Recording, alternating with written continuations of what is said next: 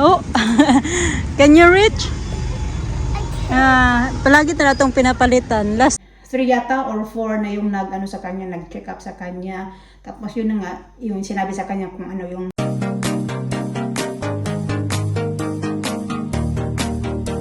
nilalamig na ako dito mga kachika. Nag-antay ako ng bus kasi na-miss ko yung isang bus. Medyo late kasi kami ng mga bata ngayon. Pero hindi naman sila na late sa school pa, na late lang usual time. Late kami ng mga 5 minutes na usual time kung anong oras kami umaalis ng bahay. So dito ako nag-antay ng bus. Ang ganda ng ano na to, Bumblebee.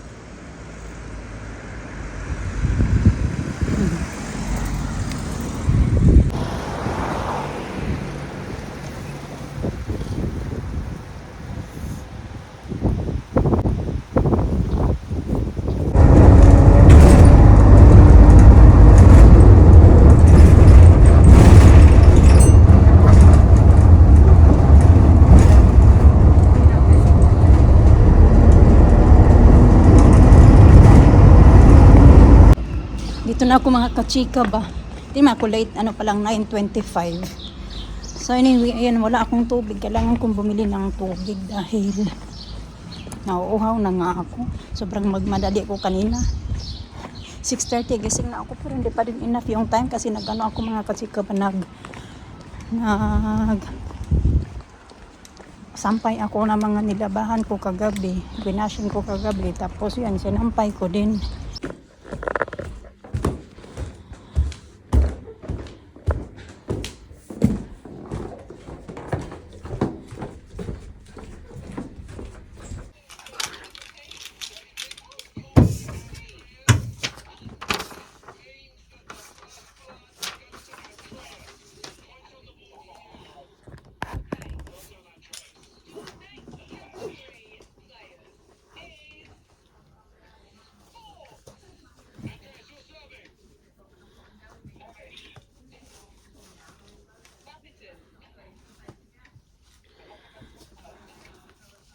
Ako na lang nandito. Yung iba nag-start na. Pero tama lang din naman yung time. Hindi naman ako late. Oh.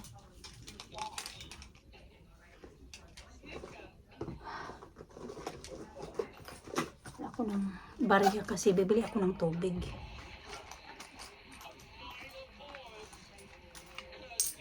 %50 off naman kami dito mga kachika.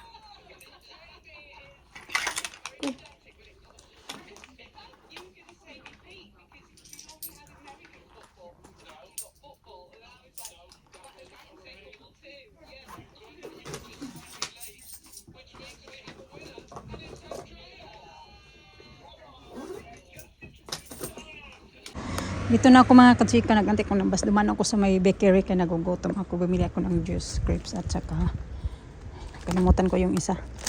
5 or 10 minutes na lang nandito na yung bus. Ito ba binili ko? Yung parang kalimutan ko yung tawag nito. Mainit-init pa siya. Yung parang may bacon and cheese turnover pala tawag nito. Nakain ako ng bubblegum. Meron palang basurahan doon. Kainin ko muna itong mga kachika habang wala pa yung bus.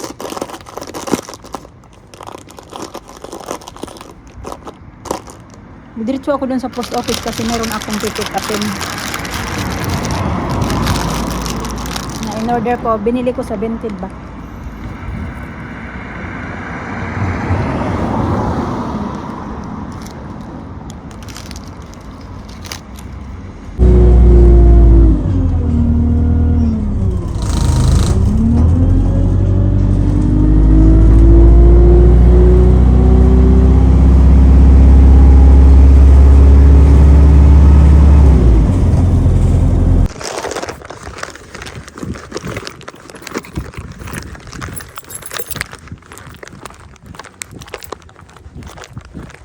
Kakain ako, ayan, nag-init ako ng beef na yung niloto ko kahapon mga kachika. Naligo ako, pagdating ko nagsaing agad ako kaya wala pala akong sinaing mga kachika. And then naligo ako habang inaantay ko yung aking sinaing. Tapos ngayon, luto na yung sinaing ko, ininit ko din yung aking ulam.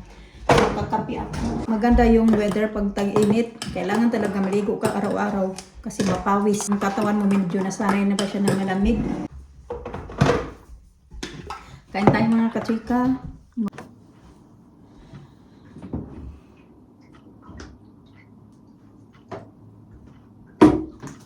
Magano lang tayo mga kachika. Magre-ready. Skincare na ako kaya ng umaga. Maglagay ulit ako ng moisturizer lang ilalagay ko at saka ano ba yung sunblock mga kachika kaya mainit. Although lakas naman yung hangin pero mainit siya mga kachika ba. Maaraw.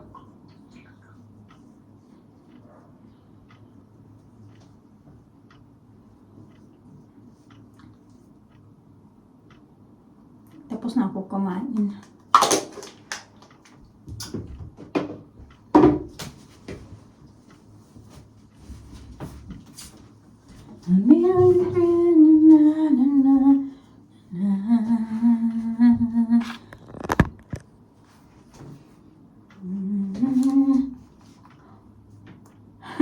Natawa lang ako kasi sabihan na naman ako dyan. Sabihan na naman, may magsabi na naman yan na dami mong ano ba yung ritual sa mukha. Natawa talaga ako sa word na yan ba. Ito, yung isa kasi binabaon at yung paubos na nga to eh. Iba kasi binabaon ko yun siya mga kachika kasi lalo na pag mainit nag-ano talaga ako re-apply ma ako mga kachika po ng sunblock ba. Pero hindi talaga palagi. Di minsan nakakalimutan ko lalo na pag mag-departure kami ba yung magmamadali na ako. Madali na maghabol ng bus. Ganon. Pero minsan lang naman, hindi naman din palagi.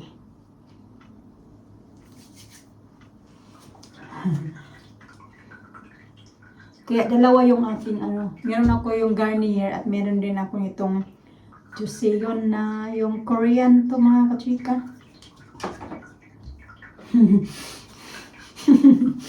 Natawa lang ako ba?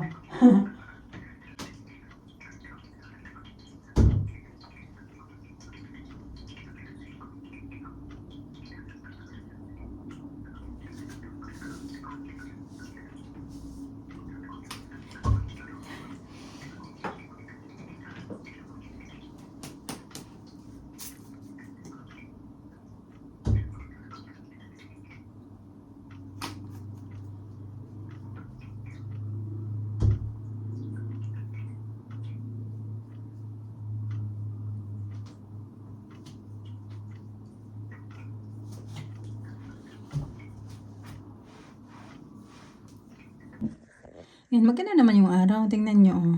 Ganda naman yung ano natin dyan. Kaso nga lang, tingnan nyo, mahangin-hangin din talaga siya. Ayan. Pipil mo din yung ano, lamig. Take video of. You wanna touch the new thing there, babe? With the post office. Yeah? Now I'm done. You're I have done? something good. You want apple? Oh, can you reach? Palagi na itong pinapalitan. Last week, ay mga ano, parang every month ito pinapalitan or every season. Sige na, can you reach? Yeah. No? Baho, lubot, lubot. Baho, lubot, lubot. Sa. Tararararara. Tararararara. Tada. Maganda na yung ano, pakura ng aming kapitbahay.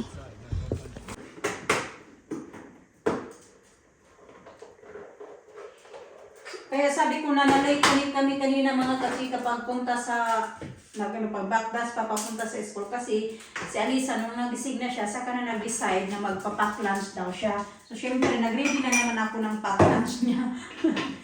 Kaya medyo na ano talaga kami yung ayun, hindi naman kami late nang punta sa school. Yung sa usual time lang ba, kaya na-miss ko yung isang bus. Nung palabas na ako ng gate talaga, ay saka naman dumaan yung bus. So hindi ko talaga naabutan din kasi ngayon maglakad-lakad ka pa. Papunta doon sa bus stop, galing doon sa gate ng school. So, okay naman, hindi na ako na date.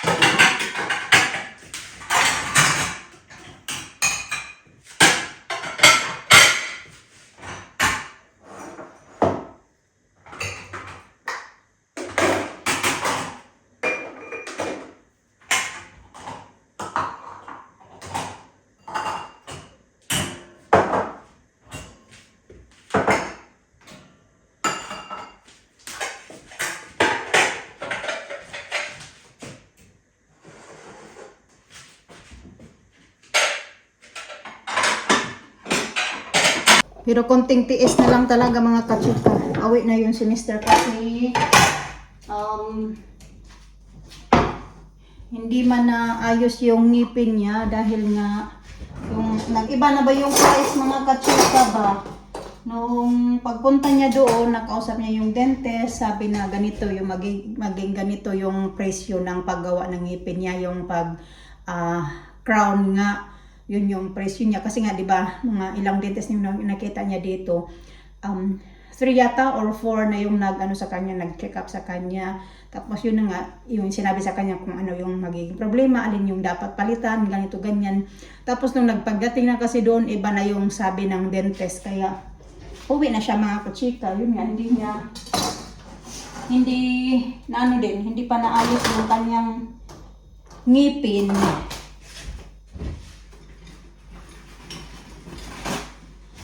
Kasi ayaw naman din niya na mag-spend ng ganun ka laki ba. Iba na ba yung usapan ba? Kung magkano yung usapan nila bago siya semester nagpunta doon. Ngayon nag-iba na. Hindi ganyan daw kasi lahat daw tatanggalin. Lahat daw ng ngipin niya tatanggalin na daw. So yung iba kasi okay pa naman. Yung gusto lang sana talaga niya ipagawa ay yung mga nasira na mga kachika, kasi di ba may mga nasira na yung ilang ngipin na nasira niya. 3 yata yung crown niya na nasira na. Tapos yung iba naman okay naman. Sabi niya na okay kasi yun, okay pa talaga siya kasi yun yung sabi sa kanya ng mga dentist na nag-ano sa kanya dito. Nagtingin ba sa kanya ng mga dentist. Tapos pagdating doon, iba-iba na sulat-sulat na daw, kwenta-kwenta na daw doon ng dentista na ganito ganyan yung babayaran niya. Kaya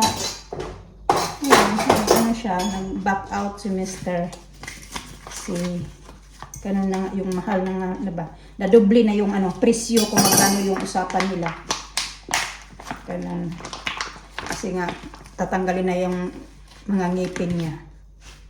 Lahat nandito sa taas.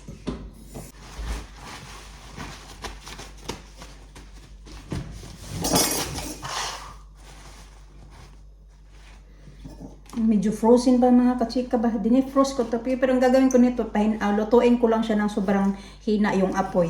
Ganun lang yung technique nito. Lutuin siya ng apoy. Kasi hindi ko lang ito lalagyan ng asin. Lutuin ko lang siya diretso. Ganyan.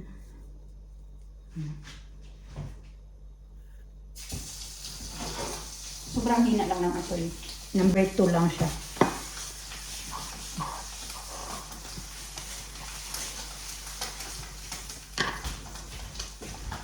I'm happy na makabalik na yung semester para naman medyo makapagpahinga na ako mga kachika ba.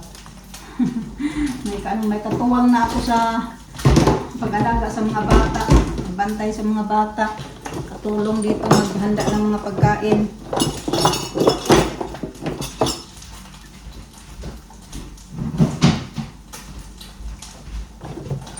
Hugas muna ako, marami akong hugasan. Yung kinainan ng mga bata. Pagdating nila, tsaka yung mga baonan. Diyan sila sa harap naglalaro. Wala naman doon sa kalsada. Narinig ko sila. Tapusin ko lang to kaya gusto daw nila maglaro doon sa garage kasi nandoon yung mga kaibigan nila.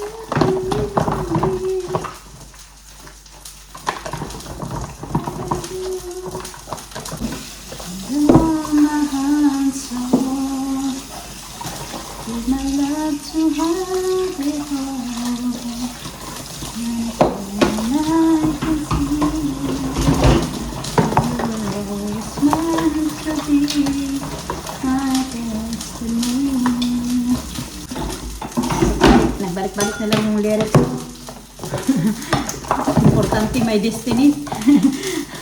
Alam niyo ba, Alisa, may ano yan siya, may classmate na, pangalan Destiny. Ganon.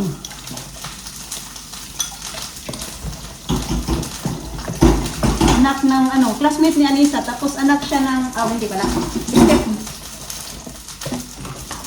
step-daughter ng, alam niyo yun si ate, yung nagpunta, yung kasama namin nagpunta kami sa church, tapos yung boyfriend niya, yung ex niya ay, yung British. Tapos yung niya, yung ex-wife niya ay may anak na nga dati ba. So parang ganun nga, parang step na lang granddaughter niya yung bata. Tapos yun nga, yun yung classmate ni Alisa. Na yung pangalan ay Destiny.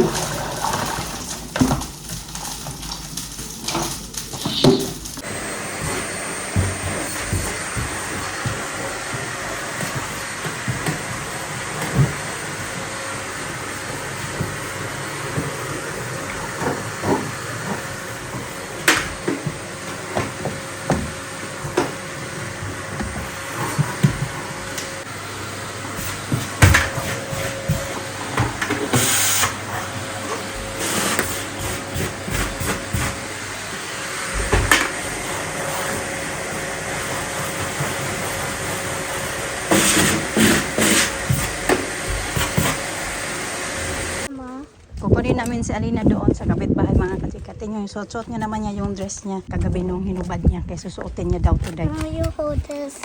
Ayan, may bag na naman. Oh no, it's broken. Yeah.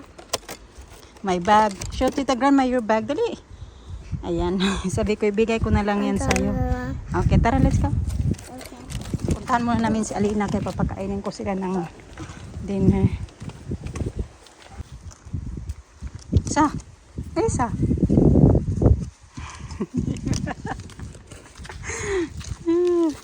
Duck and fries. Okay, baba. Aray ko po. Aray ko po. Aray ko po. My neck, please. Ayubi. Oh my goodness, they're getting big now, Bino. Dali na. Dali na.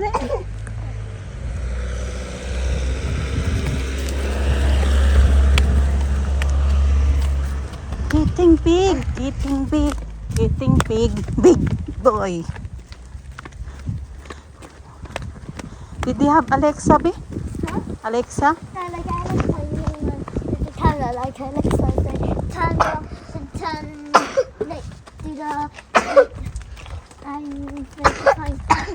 how do I explain it?